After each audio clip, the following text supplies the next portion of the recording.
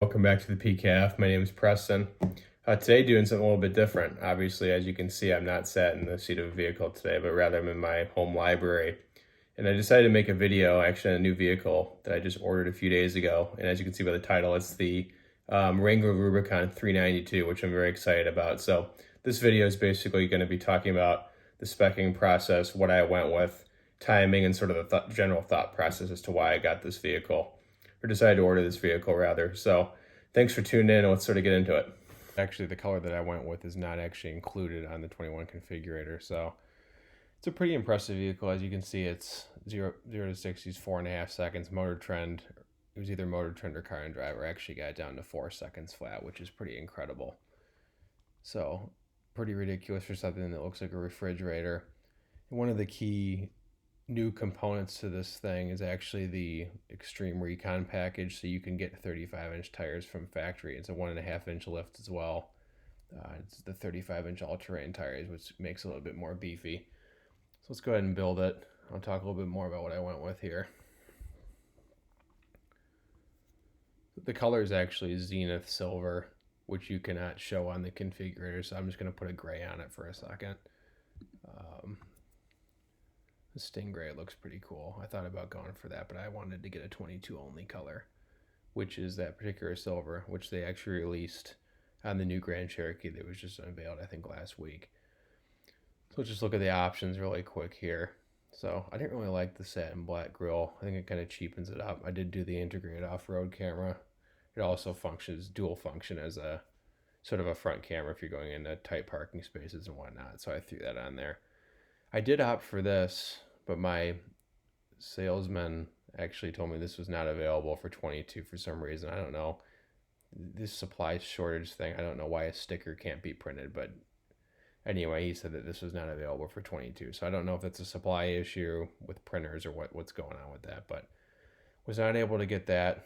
Not a huge deal breaker, but this is the big aspect right here for the 392. So about halfway through production of the 392, after it was announced, they came out with this what's called an Xtreme Recon package. So you get a couple of different things. You get these sort of champagne colored wheels. Those are, you could see that it's on the non-Recon pack as well.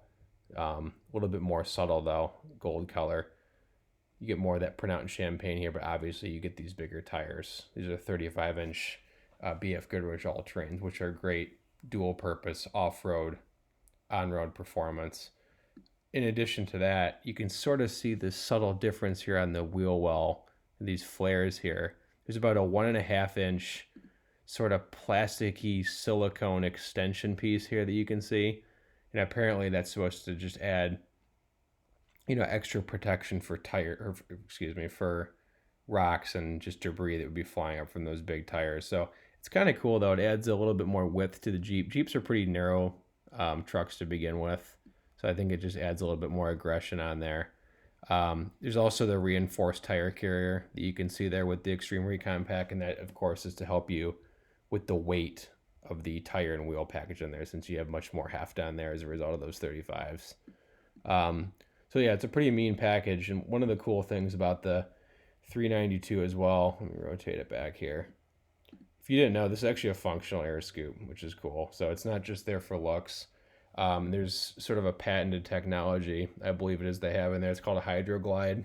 And so it's able to filter out something ridiculous like 28 gallons of water per minute. So if you're obviously waiting or you're in a really bad thunderstorm, really bad conditions, any water that you're going to get in through the hood scoop is going to be filtered out, so it's not going to affect engine performance. That's pretty neat. As you can see, it's 80,000 MSRP. It's definitely not cheap. And that was one of the things, when this thing came out, particularly without the Xtreme Recon pack, I said, this thing just kind of looks like a regular Wrangler. Is it really worth, 25, 30 grand more than a base Wrangler? I think it is much more so with this particular package. Of course, you could always do aftermarket, but you're really getting up there for something like a Wrangler. But I think it's just kind of cool that this vehicle is sort of a dinosaur in a space age, I guess is the way to put it, is that we're not going to be seeing very many more vehicle. We don't see them in general, naturally aspirated V8 anything, but just the fact that you have this unassisted, non-hybrid, big 6.4 liter 392 Hemi, I just think is a cool package. So I wanted to have a go at it while we still can. So keep going with the build here. The body colored hardtop's fine. I don't think you need any of this stuff. There's supposedly some material here that can kind of help insulate the noise. If you have a Jeep with big tires, you're just gonna have the sound issue going down the highway at 70-75 miles an hour, whatever, regardless of any type of interior reinforcement. So I'm just gonna skip all this stuff.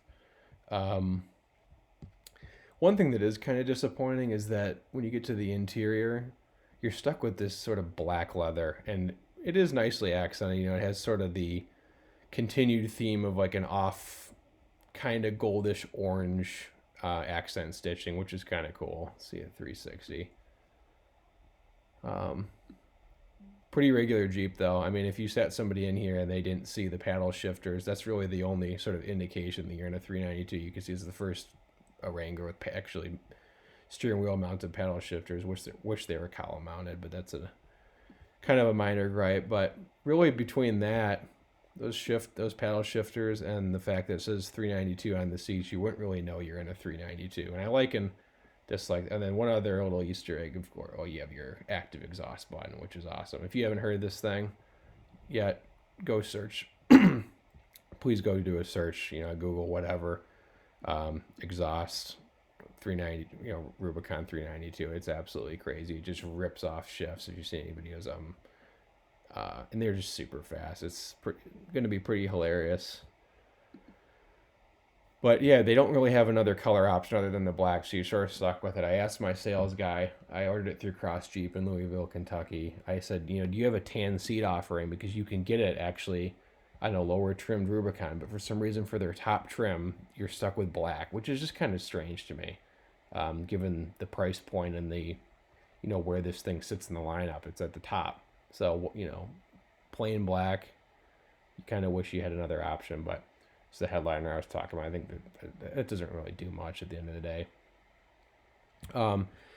Here's the Xtreme Recon package that I was just talking about. So it does a few different things. Other than that, it has that 1.5 inch lift. The regular 392 is limited to 99 miles an hour, so this gives you a little bit more, like you're actually going to be reaching those speeds, and it's pretty scary to begin with.